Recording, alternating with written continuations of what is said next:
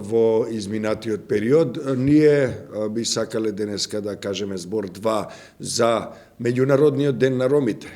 Меѓународниот ден на ромите често се прославува, се одбележува на различни начини, но ние во Цивил сепак сметаме дека овој ден е исто така ден кога треба да подсетиме дека ромската заедница, ромите се дискриминирани и понатаму често пати и на системски нивоа.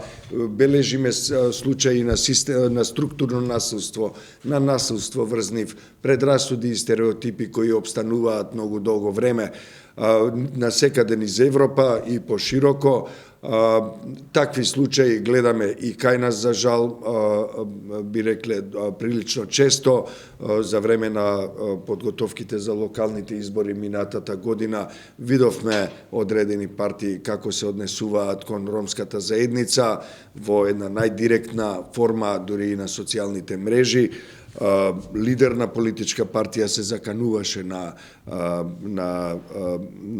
представници на оваа заедница во една општина во источниот дел на земјата и ни за други немили случаи, па и пречекорување на службените овластувања во еден број случаи кога се работи за ромите, па дури и за ромските деца.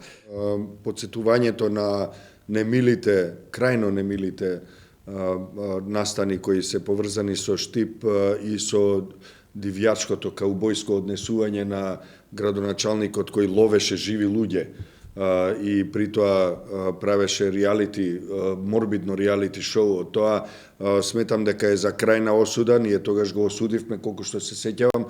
Уште еднаш ќе користам таа прилика токму на Меѓународниот ден на ромите да го осудам во име мое, се надевам и во име на сите мои другарки и другари од Цивил, сите поддржувачи и членови на Цивил кои воопшто не се малку, а се разбира и да побарам во име на организацијата институциите, а не се малку ни институциите кои се задолжени да се грижат за законитоста и да се грижат против, да се залагаат и да се борат против дискриминацијата и насилството врз етничка, расна или верска основа, кое што е регулирано и со кривичниот законник, да преземат мерки, остри мерки против секој што се однесува на таков начин, злоупотребувајќи ја при тоа и функцијата градоначалник која добил, меѓу другото и од истите тие граѓанки и граѓани кои потоа во крајно понижувачки манир ги лови по улиците и ги представува во најлошо светло.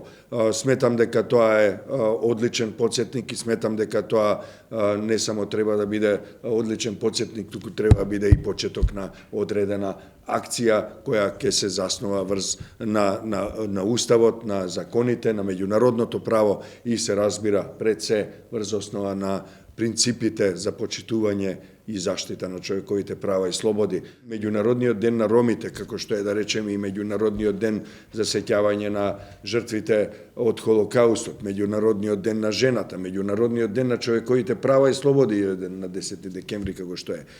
Се денови кога ние треба да се подсетиме, кога треба да се пофалиме или да посочиме одредена неправилност на одредена тема. Меѓутоа, сите тие денови, сите тие теми се теми кои треба да се случуваат, да им се посетува внимание секој ден, секоја ноќ, на секое место во светот, на секое место и во нашето општество. Се согласувам со тебе во целост, во таа смисла уште еднаш им честитам на сите ромки и роми Меѓународниот ден на ромите, меѓутоа им честитам и на сите други луѓе, затоа што тој ден е и наш ден, на сите луѓе, на сите граѓанки и граѓани на светот, па и на Северна Македонија, и кога ќе кажеме нашите деца не се на училиште и заради тоа дел од нив се ставени во мрежите за питачење. Да, тоа се наши деца,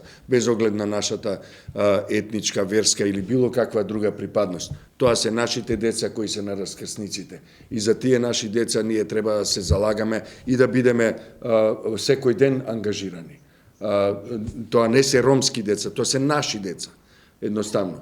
Koji imaат nekoja romska pripadnost, koji imaat nekoja pripadnost romskата етничка заедница. Меѓутоа, да, уште еднаш по 7 пат може би. Тоа се нашите деца кои се на раскрсниците и кои питаат или се вклучени во одредени мрачни подземни мрежи за трговија со луѓе и така натаму. Тоа се нашите луѓе кои беа враќани од граница заради тоа што се различни. Тоа не смееме да го прифатиме.